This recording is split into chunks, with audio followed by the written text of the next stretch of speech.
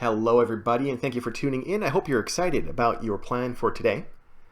What we're going to do is take you a couple steps closer to passing the full skills exam. So you can see over here on the screen, you have somebody climbing these stairs. Well, that is similar to what you're doing right now. And by understanding express entry, of course, we are bringing you one step closer to being able to tackle the full skills exam.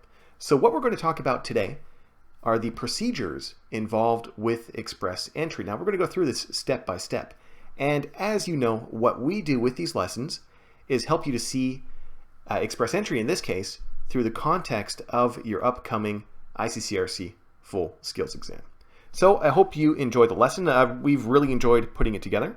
And of course, there were some updates in express entry. So that is the reason why we're updating this lesson.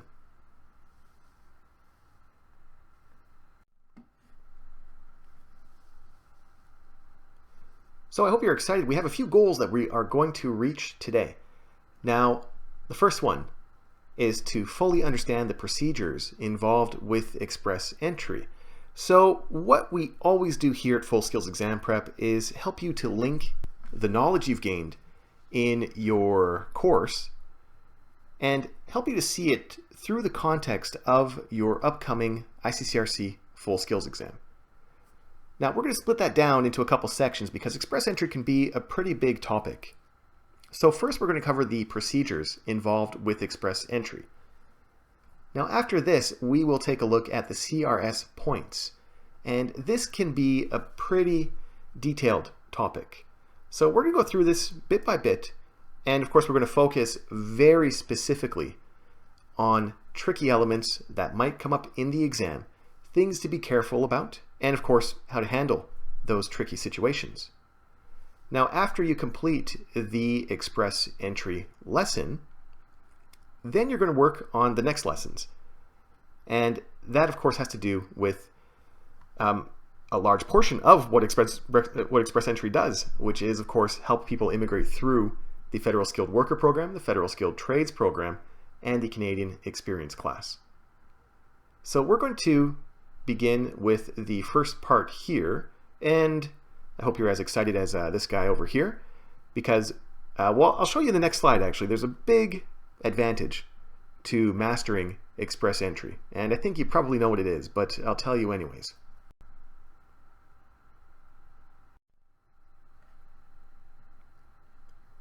Well, in order to begin tackling this topic as it relates to your life as an RCIC, and of course, as it relates to a topic on your upcoming ICCRC Full Skills Exam, we need to first answer the question of what is express entry?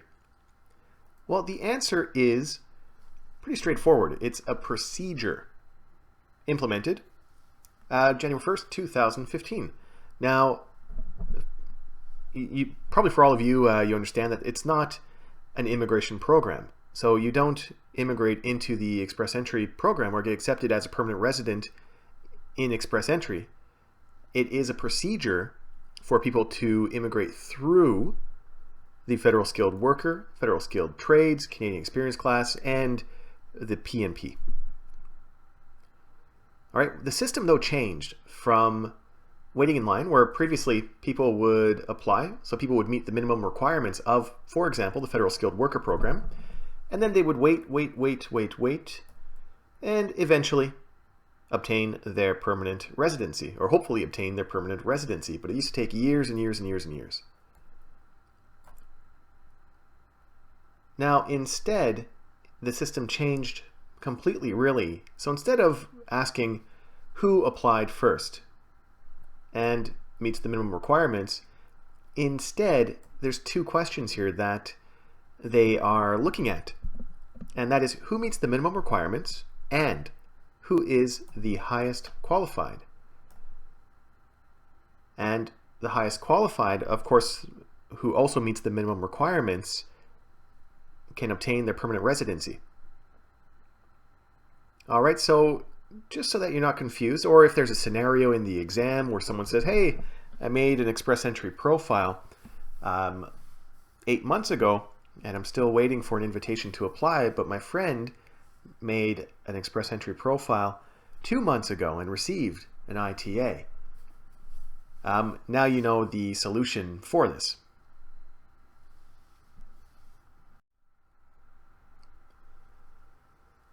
So essentially, when we look at Express Entry, now you probably have an idea that it plays a pretty big role with helping people immigrate through the Federal Skilled Worker Program, the Canadian Experience Class, and or the Federal Skilled Trades Program. And provincial nominee programs play a bit of a role in there as well. We'll take a look at that later on. Well, by understanding the procedures of Express Entry, that means that we understand about 25% of the Federal Skilled Worker Program, the Canadian Experience Class, and the Federal Skilled Trades Program. Now, by understanding the Express Entry procedures and the Express Entry CRS points system, that helps us to understand about 50% of what we need to know for the Federal Skilled Worker Program, the Canadian Experience Class, and the Federal Skilled Trades Program. So by understanding these two topics, it's really helping us to understand about half of those three topics, which is, of course, the Federal Skilled Worker Program, Canadian Experience Class, and the Federal Skilled Trades Program. So I hope you're excited because you're really making your studies efficient by being able to completely understand the procedures involved in Express Entry, and of course the points involved in Express Entry as they might relate to your upcoming ICCRC Full Skills Exam.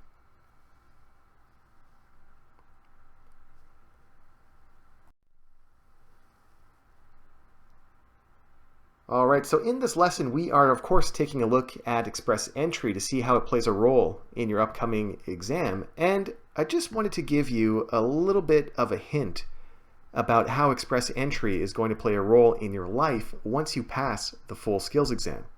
So I can tell you that Express Entry certainly plays a gigantic role in the lives of, I would say, most RCICs, because there are just so many advantages to using Express Entry really to help your client reach his or her goals.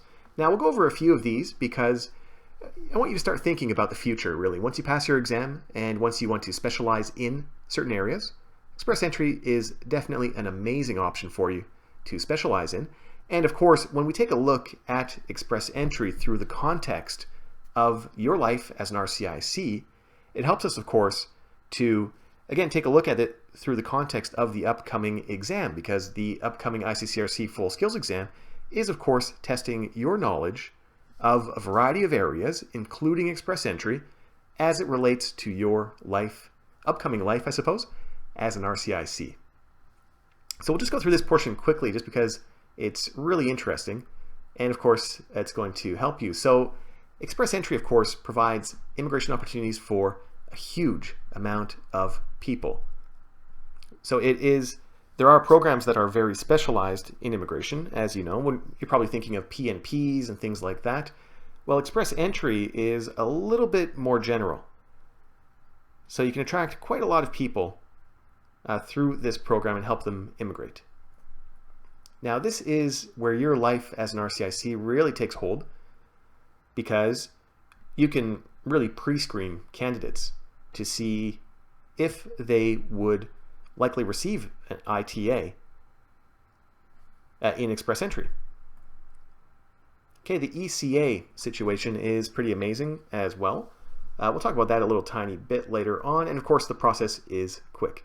So even though we are certainly looking at Express Entry through the context of your upcoming ICCRC Full Skills Exam, I just kind of want to plant some seeds in you to make you think a little bit more about the future that you are going to have as an immigration consultant, and pretty much where you want to concentrate your energy in obtaining clients. So Express Entry is pretty amazing, and it certainly is an option that you would want to explore later on.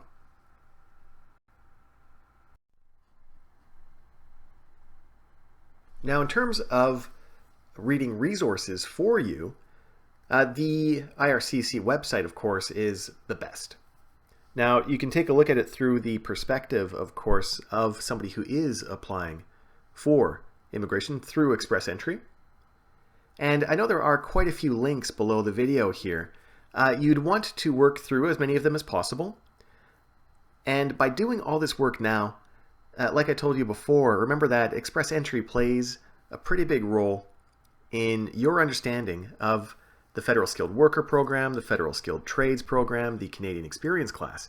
So by working through all these links now, and the questions and things like that, you are making your life that much easier when you have to go through the lessons dealing with the Federal Skilled Worker Program, Federal Skilled Trades, and Canadian Experience class.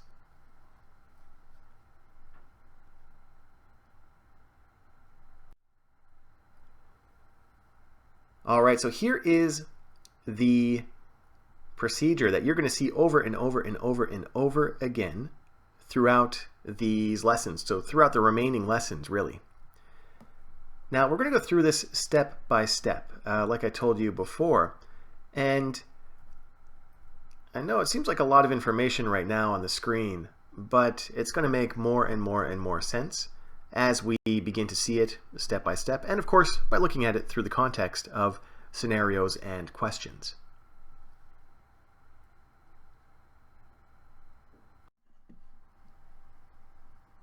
When we begin to see this information through the context of our upcoming exam, now this is something we talk about in the seminar in detail, but just to give you a little hint here, basically you'll have some sort of a story of a person who goes to see an RCIC, and the person gives the RCIC all of this information about his or her situation, experience, etc.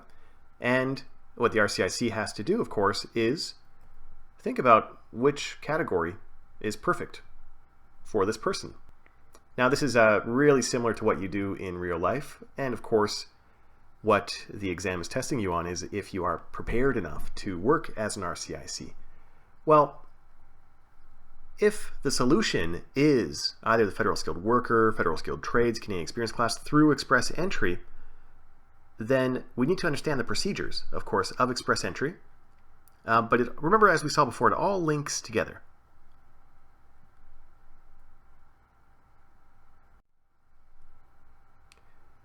Now, in mastering those procedures, there are some steps, as we saw. All right, so we saw that there are essentially 4 steps, but you know what? There are a couple steps before the steps, because remember, your life as an RCIC is really sort of pre-screening people and finding the perfect program for the perfect person. Well, with this first pre-step here, the person or the RCIC could use the Come to Canada assessment tool. So the input would ask some general questions about the person's education, age, etc. And then the system says whether or not the person qualifies. Now, a lot of people take a look at this and they say, oh, well, there's no work for the RCIC then, but it's not that easy, because remember, we need to find all those tricky little areas that might pop up on a person's profile, and we need to solve issues before they become issues, of course. Now, that's your life as an RCIC. Of course, you'll have scenarios in your exam that test you on your ability to do this. And I'm just going to show you a couple examples here of something that could come up even in this first little pre-step.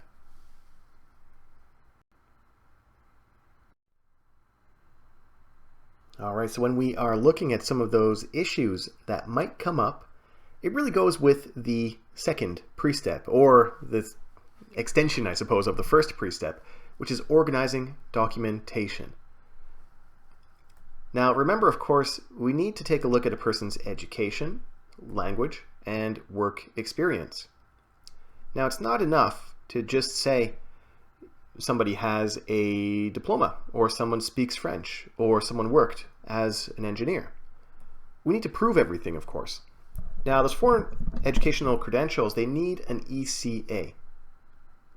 All right, without an ECA, it's just not valid. Now, in the exam, of course, you're going to have to think of whether or not it actually plays a role in this scenario, and of course, in leading you towards the correct answer. Now, with regard to language as well, it's not enough to just say someone speaks French or someone speaks English. We need exam results. Now, that's not just any exam. Or even if someone took a diploma in French or did a PhD in English, it's not enough, because remember, we need exam results. So just like all of you, well, everyone here had to take your English exam or your French exam, and it's the exact same thing for immigration. Now, with work experience, we need to have the knock number. Now, remember, the person has to, of course, be able to prove that he did the work that is specified in the knock. Now, proving all of this, of course, can play a role in whether or not someone is qualified to immigrate through certain programs or not. So it's something to really, really, really be careful about. And of course, we're going to see this in the context of some questions. If you have the simulations, there's a couple questions dealing with something similar to this. And if you're sticking around for the sample questions, there's something in there as well for this.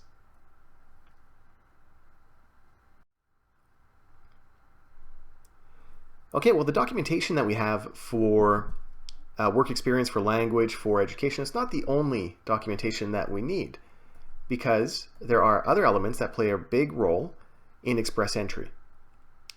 And sometimes we need to take a step back and remember that the candidate himself or herself really needs a passport or some sort of travel document.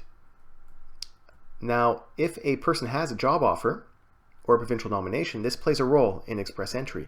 We're going to dig into those details a little bit later, because it works more with the CRS points system. But if you're going to remember one thing from this little, from the last 5 minutes, I suppose, of this lesson, remember that people have to prove everything before they can even make a profile in express entry.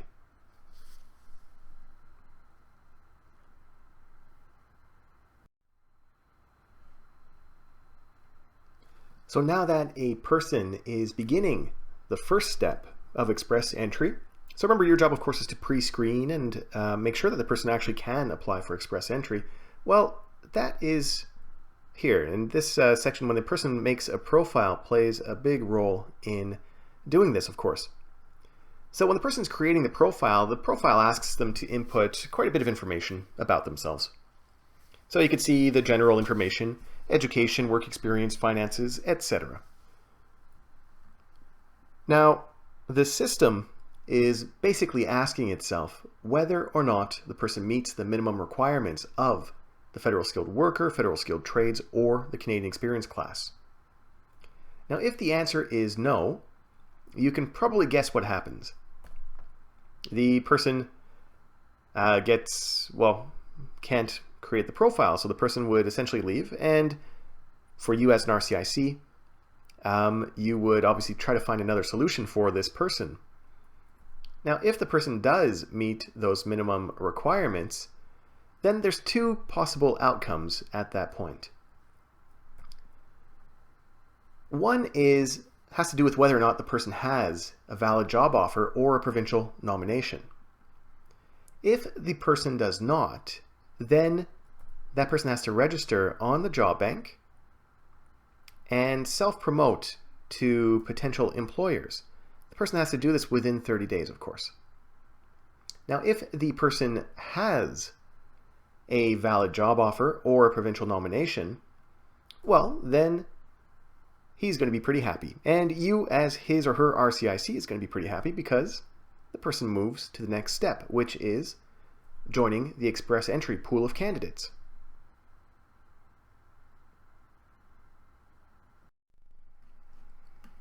Now, with this second step, the candidate is in the express entry pool of candidates.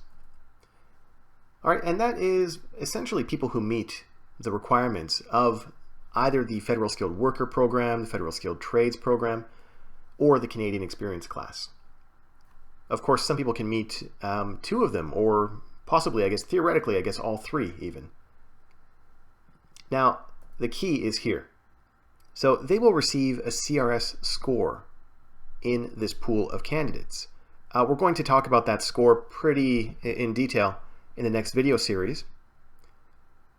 but the person essentially stays in the pool until they receive an ITA. Now we'll talk about the ITA in a little bit, but a tricky little element has to do with the candidate himself who is in the pool.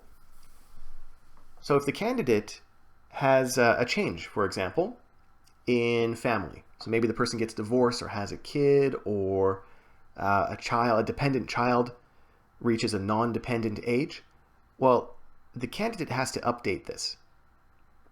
Likewise, if the person gets more work experience, more education, maybe the person retakes his or her IELTS exam or CELPIP exam or TEF and gets a higher score, well, they would update this.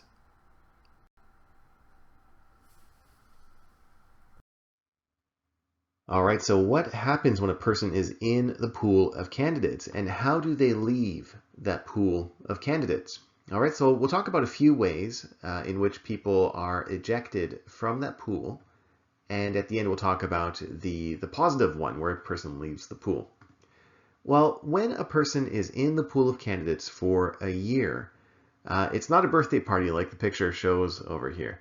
They actually get ejected from the pool of candidates after they've been in there for a year.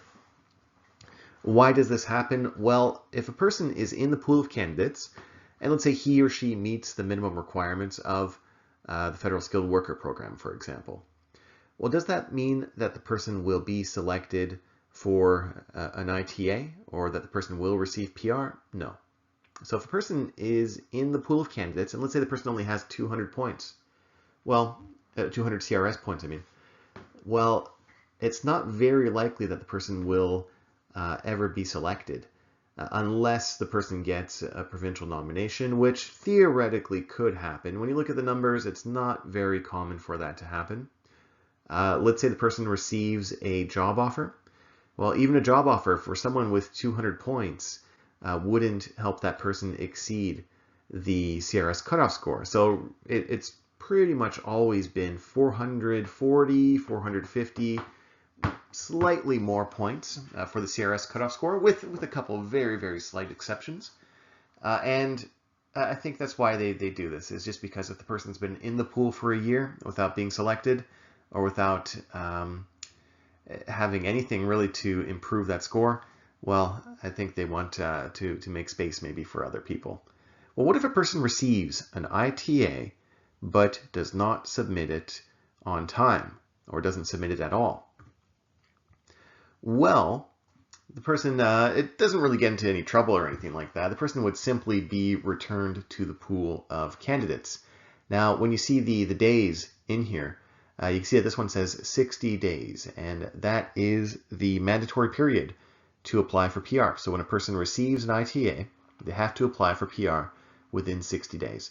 It used to be 90 days, so you might see 90 days on some of the government websites, or maybe if your material from school is a little bit older, you might see 90 days in here. Don't be confused with that. It's 60 days now. This changed in the summer of 2018. And for all of you, I know you're studying for the exam, but you'll see once you become an RCIC, 90 days was a good timeline. It was very, very feasible to help your clients with that PR application once they received the ITA. Within 90 days was no problem, really. 60 days, it gets a little bit more stressful, but if you plan properly, you'll be fine with that. But in the context of your exam, of course, we're looking at 60 days here.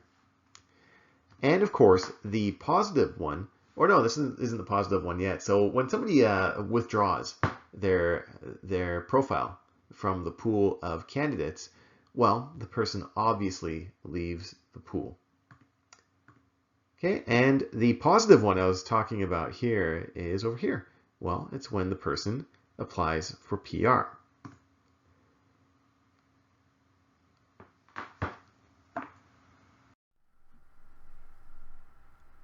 So with this, I hope that we're getting a better understanding of this procedure and little tiny tricks and tips to help us watch out for tricky little scenarios that might pop up on the exam.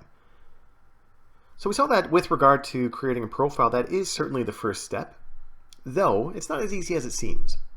Now, if a person meets those minimum requirements, the person goes into the pool of candidates, but the CRS score really is the other side of the equation, because a person can go into the pool of candidates by meeting the minimum requirements, but essentially the minimum requirements aren't really the minimum requirements, because as we can see, the person will not receive an invitation to apply until he or she meets that minimum CRS cutoff score. Now, the CRS cutoff score is set by the IRCC. It changes all the time, though it's been somewhere around 450 and 480 for quite a while now. However, if the person meets that minimum CRS cutoff score, then the person can apply through one of the programs. So either the Federal Skilled Worker, Canadian Experience Class, or Federal Skilled Trades Program, or maybe even a PNP. We'll take a look at that relationship between PNPs and Express Entry right near the end of this video.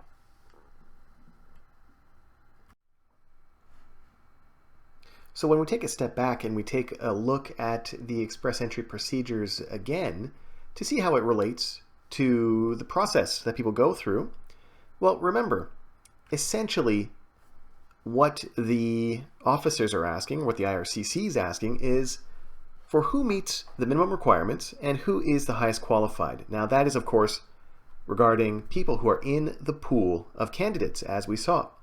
Now, those people, assuming they're the highest qualified and exceed the cutoff score, they would receive an invitation to apply for permanent residency and hopefully be accepted.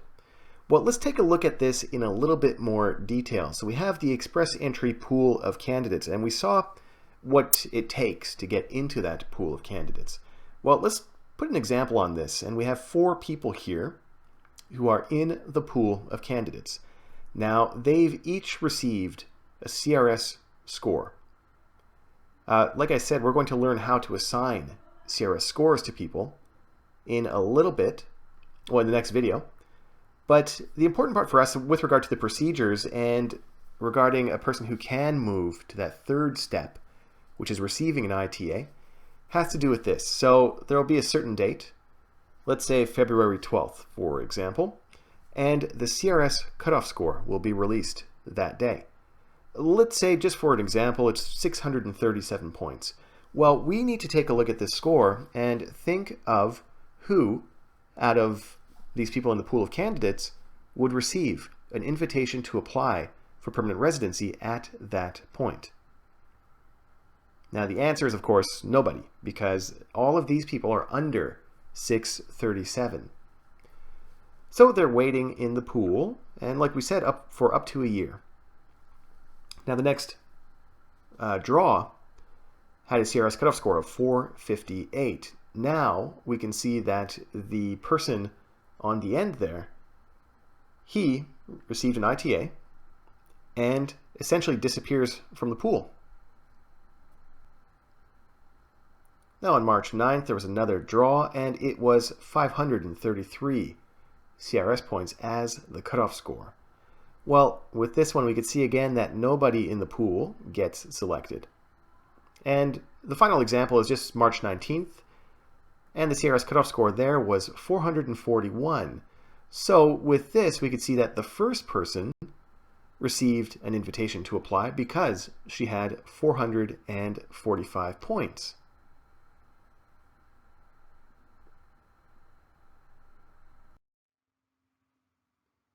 Okay, let's move on to the next step here. So step 3 is when you are pretty happy as an RCIC because you're helping your client really to take those next steps and become closer to becoming Canadian. All right, so remember that a candidate will only receive an ITA if the person meets or exceeds the CRS cutoff score. All right, and then they will be selected through one of those options. The Federal Skilled Worker Program, could be Canadian Experience Class. And this is the really important part that we talked about before, and that is that the person really has to, of course, have everything submitted within 60 days of receiving that ITA. And another very important point that you're going to see in a couple of the simulation questions is that receiving an ITA is not the same as receiving PR. Receiving an ITA simply means that the person can apply for PR. they still have to meet all those regular requirements that everyone else does, which is, of course, being admissible, those medical requirements, all that type of stuff that everyone else needs to meet. Well, people need to meet that regardless of if they have that ITA. Okay, and this includes, of course, the medical background check that needs to be done, as well as the criminal background check. So let's take a look at the medical requirements here. So we can see that, I know it's not that exciting or anything like that, but we can see that the medical confirmation is needed to be upfront. So it has to be valid, of course, at the time of the application. It's valid for 12 months. And remember, especially with express entry and the processes that people go through when applying for permanent residency, they have to include it, of course, in the permanent residency application.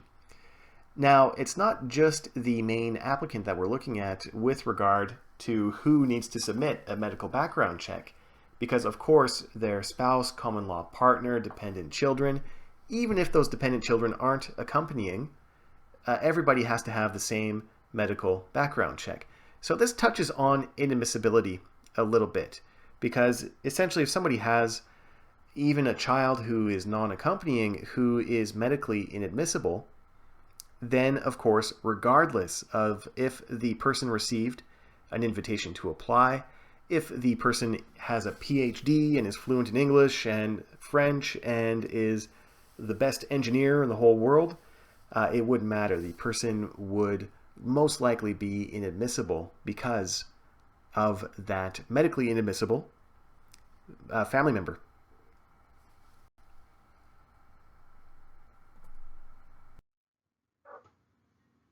And now let's take a look at the criminal background check required in express entry. So this is such a fantastic area to cover. We talked about this quite a bit during the seminar, if you're going to join us. And really, the reason why this is such a great area for you to look at is simply because, well, if a person is the perfect candidate for immigration, maybe it's Bill Gates, maybe a genius, really, who is interested in immigrating to Canada, and they far exceed the requirements of, let's say, the Federal Skilled Worker Program, for example, and they exceed the CRS cutoff score. Well, if there is a criminal issue, that means that the person simply will not be accepted for PR.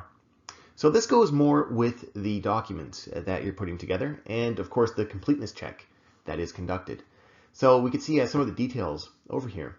And a big one that might be a little bit different from what you studied, because this was a change implemented February 22nd, 2018.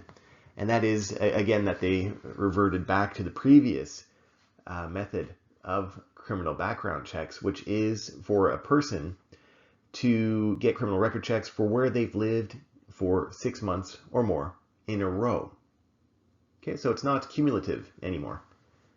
This might change again in the future. If it does, of course, we'll update the lesson. But it means that I think in terms of once you become an RCIC and you have clients, it just makes the process a little bit easier to do this, because essentially people need less criminal record checks. You might have clients who go on vacation every year to Spain or Brazil or somewhere. And before, they would have to actually get criminal record checks for that, which, I don't know, I mean, is a good idea as well. But now it seems a lot simpler, really. So it's places where people have lived for 6 months or more in a row within the last 10 years or since the age of 18. Okay, and then again, we have some of the other little details here. So the officer always has discretion. And remember, the officers certainly implement this as well. So if a person submits a criminal background check or even a language exam, and then the officer isn't convinced of the validity of this, or the officer just wants to make sure that there aren't any issues going on, well, the officer certainly can request more information or a new piece of information as well. Okay, and then you've got the people who have to submit this documentation here. All right, so we've got the principal applicant, spouse, common law partner, and their kids. So usually it's the people who are actually coming to Canada.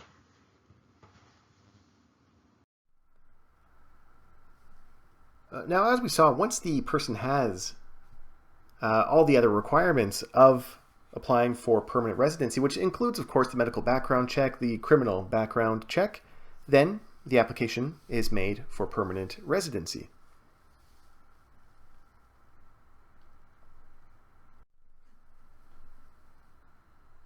So now I hope we have a better understanding of the procedures that we saw. We're going to see this exact same slide quite a bit when we work through the other lessons. So by that, of course, I mean express entry points, federal skilled worker, Canadian experience class, the federal skilled trades program, and I think now you probably have a better idea of exactly what's meant when we talk about the express entry procedures. So remember that as a first step, the person would create a profile and probably a job bank profile as well. Assuming the person doesn't have a PNP or a job offer, a valid job offer. Remember, if a person meets those minimum requirements, the person will go into that pool of candidates and receive a cutoff score. Once the cutoff score is met or exceeded, the person will receive an invitation to apply through one of those programs. So either the Federal Skilled Trades, Canadian Experience Class, or the Federal Skilled Worker Program, or maybe even a PNP. We're going to take a look at PNPs in 3 minutes here. Remember that the CRS cutoff score is set by the IRCC, so it changes quite frequently. But it's always sort of the same anyways. It's always been around 450, 480. All right, so that concludes the procedures. We're going to just tie up a few loose ends here in the next few slides just to make sure that we don't have any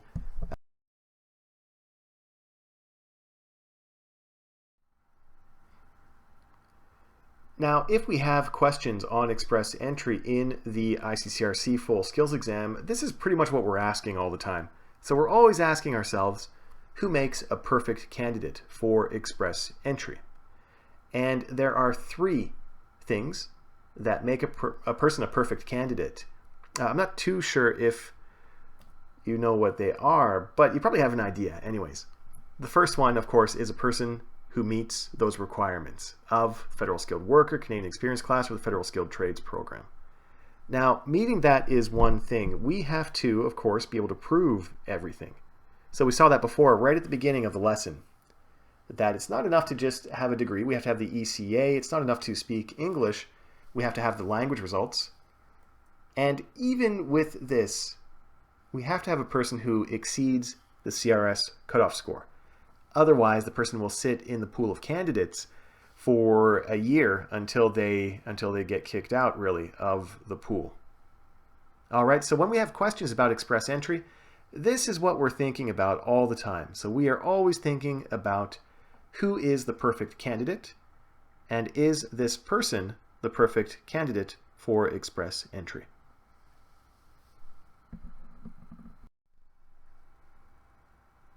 Now, an interesting situation that might happen sometimes in real life, of course, and of course in your ICCRC Full Skills Exam has to do with somebody who meets the requirements of more than one stream. So the person might meet the requirements of the Federal Skilled Worker Program and also the Canadian Experience Class and or the Federal Skilled Trades Program. Well, what happens when this happens here? Essentially, they're given priority.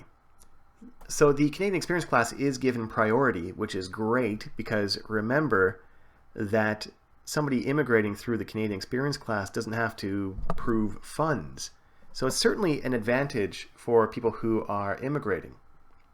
Now, if a person meets the requirements of all 3, then the CEC would be given priority, then the Federal Skilled Worker Program, then the Federal Skilled Trades Program.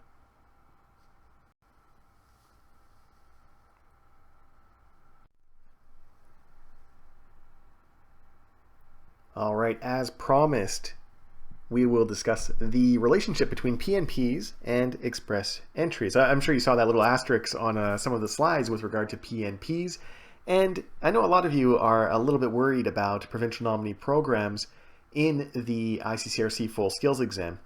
We talk about strategies for dealing with PNP questions in the seminar, But we can see definitely that it plays a role with express entry.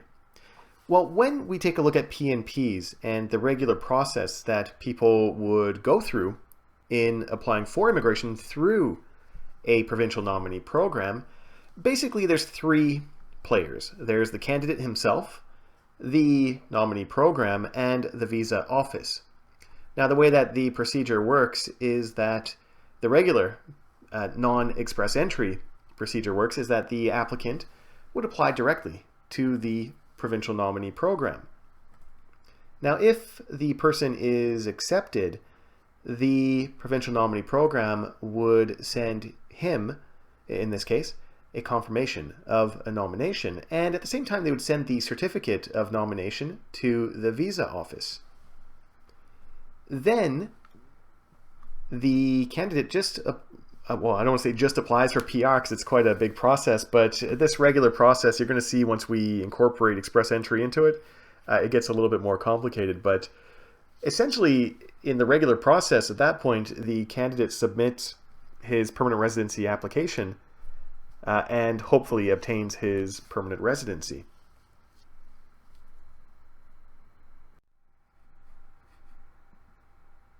Now, with regard to provincial nominee programs and their relationship with express entry, there's basically two processes to look at. This is all in your test day data booklet, but it helps to see it visually, which is what we are going to do here. So essentially we have the candidate and we have a certain provincial nominee program. We just have Nova Scotia here as an example. Remember, with express entry, the person has to meet the minimum requirements of one of those programs. So either the Federal Skilled Worker Program or the Canadian Experience Class or the Federal Skilled Trades Program. Now, if the person is interested in immigrating through a PNP, well, he would apply directly to that program through their express entry system. Now, if he is accepted, then the provincial nominee program authorities would issue a PNP nomination to him.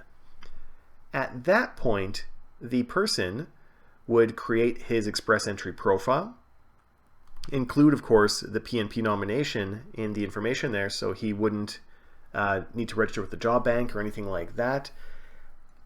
Assuming he meets the minimum requirements of one of those programs and has a PNP nomination, we're going to see later that a provincial nomination is a substantial number of CRS points.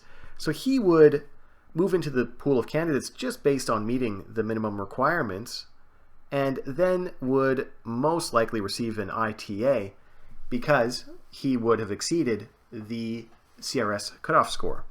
Then, of course, apply for permanent residency. So this is one way that a person could apply for a provincial nominee program through express entry, and it shows again the relationship between express entry and provincial nominee programs. I'll show you the second process in the next slide here.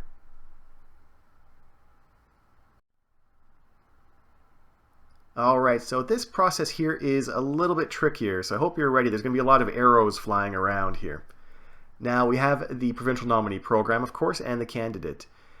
Remember, with anything related to express entry, the person obviously has to meet the requirements of either the Federal Skilled Worker, Federal Skilled Trades, or Canadian Experience Class. Now, in this situation, the person would create his express entry profile. Now, because he meets those minimum requirements, he'd be put into that pool of candidates. And this is where the provincial nominee program authorities start to play a role. So Nova Scotia, for example, could sort of go shopping for candidates to immigrate to their province. So if Nova Scotia takes a look at the gentleman here and they like the profile, well, they can send him a notification of interest. Now, what this says is that they would like him to apply for a Nova Scotia PNP. Now, if the candidate is interested in moving to Nova Scotia or wherever the provincial nominee program, whichever program sends him a notification of interest, well, then he would apply directly to them through their express entry system. Now afterwards, the PNP authorities would send him the Provincial Nomination Program nomination. Remember what we talked about before, where even if the person's in the pool of candidates, he has to update his profile. Now, he would include that provincial nomination in his profile. So he would update his profile with that. Now, like we talked about before, and like we're going to explore later on in the CRS points lesson, a provincial nomination gives a lot of points. So at that point, he would most likely receive an ITA and then would apply for permanent residency.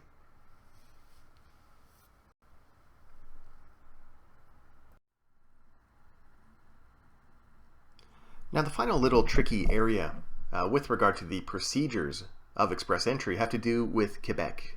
Usually the people we meet in the seminars, they didn't really study too much about Quebec because you're taking courses in Ontario, Alberta, places like that, and you're probably not likely to work with Quebec immigration.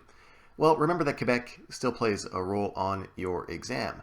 But just to make sure that you don't have any tricky situations later on, with Quebec and express entry, it's pretty straightforward. Quebec immigration does not use express entry, so the outcome of this, of course, is that if there is a scenario where a person intends to live in Quebec, well, that person cannot use express entry, regardless of if they qualify.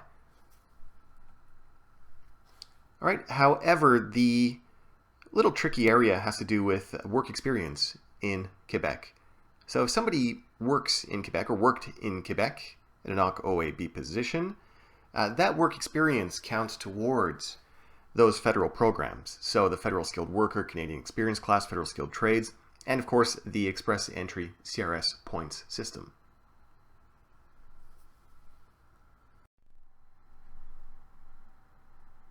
As always, a very big thank you for tuning in. I know how valuable your time is when you're getting ready for the ICCRC Full Skills Exam. So I hope that this brought you a couple steps closer to understanding express entry. And remember, of course, because you've now tackled the procedures of express entry, you now understand a piece of the Federal Skilled Worker Program, the Federal Skilled Trades Program, and the Canadian Experience Class. So again, a big thank you for tuning in, and I look forward to chatting with you in the next lesson.